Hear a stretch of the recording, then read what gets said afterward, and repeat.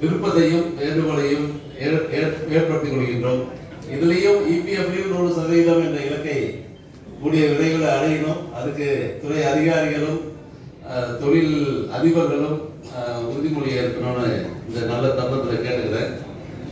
ரொம்ப பயனுள்ளதாக இருந்தது.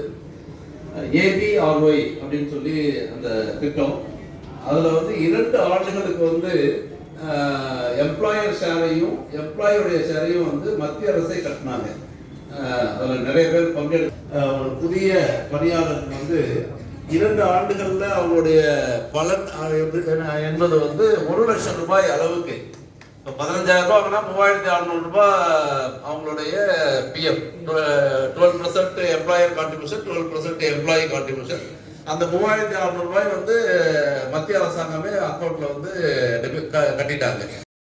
மாவட்டம் வந்து கல்வியில் 100% அச்சீவ் பண்ண மாவட்டமா எனக்கு தெரிஞ்சு 1995 வந்து தமிழ்நாடு அரசு அறிவித்தது. அதே போல இந்த பாரத பிரதமரோட திட்டத்தை வந்து விரிவாக்கம் பண்ணணும், எல்லாத்துக்கும் சோசியல் செக்யூரிட்டி கொடுக்கணும்ன்ற விஷயத்துக்காண்டி வந்திருக்கோம். சார், எம்ப்ளாயர்ஸ்க்கு இது வரைக்கும் வந்து பெனிஃபிட் சரியா கொடுத்துருக்கோம். ஆனா இந்த பெனிஃபிட் பாத்தீங்கன்னா, நீங்க எம்ப்ளாய்மெண்ட் கொடுத்தீங்கன்னாவே அவருக்கு வந்து நம்ம ஒவ்வொரு எம்ப்ளாய்க்கும் 10% அவங்க கொடுக்குற சேலரியில இருந்து 10% வந்து அவங்களுக்கு கொடுக்குறோம். வேற இன்சென்டிவ் வச்சுக்கோங்களேன், கொடுக்குறோம். அதே மாதிரி எம்ப்ளாயிஸ் ஃபர்ஸ்ட் எம்ப்ளாய்மெண்ட் வர்றாங்க, வேலைக்கு வர்றாங்கன்னா அவங்களுக்கு சம்பளம் இல்லாம 15,000 ரூபாய் இன்சென்டிவ் கொடுக்குறோம். இது வரைக்கும் எந்த பிரதமரும் இந்த மாதிரி ஒரு ஸ்கீம் கொண்டு வந்த மாதிரி எனக்கு தெரியல. என்னோட சர்வீஸ்ல 40 years சர்வீஸ்ல I have never seen like this. இந்த மாதிரி ஒரு நல்ல திட்டத்தை கொடுத்த பிரதமருக்கு ரொம்ப நன்றி நாங்க தெரிவிச்சுக்கிறோம்.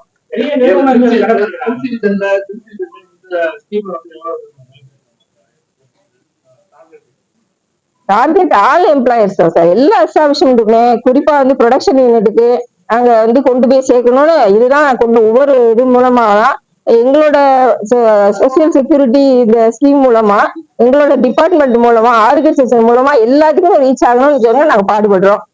இதே மாதிரி ஒவ்வொரு டிஸ்ட்ரிக்ட்லயும் மீட்டிங் போட்டு எல்லாரையுமே கூப்பிட்டு ஒவ்வொருத்தருக்கும் புரியணுன்றதுக்காண்டி பிபிடி பிரசன்டேஷன், ஏன்னா அது மூலமா வந்து படிச்சு தெரிஞ்சுக்குவாங்க.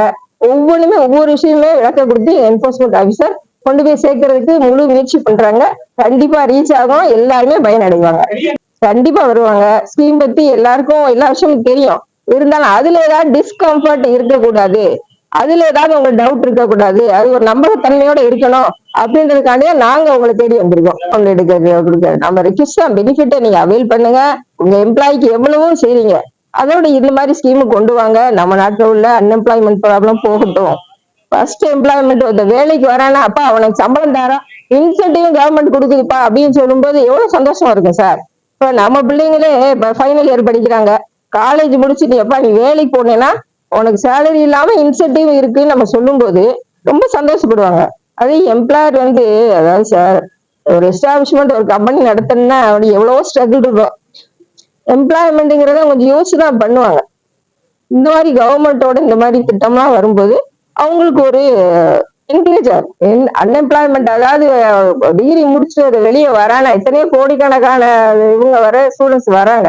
அவங்க ஃபர்ஸ்ட் எம்ப்ளாய்மெண்ட் போகணும், அதிகமான வேலை வாய்ப்பு அவங்களுக்கு கொடுக்கணும், நாட்டோட பொருளாதாரத்தை முன்னேற்றணும் அப்படின்னு சொல்லி எத்தனையோ ஸ்ட்ரகிள், நான் சொன்ன மாதிரி எத்தனையோ எந்த இண்டஸ்ட்ரி வந்து ஸ்ட்ரகிள் இருக்கு.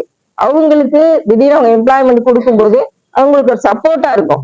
பொருளாதார வளர்ச்சி அவங்களோட பொருளாதார உற்பத்தி வந்து இதன் மூலமா நம்ம பெருக்கிறோம்.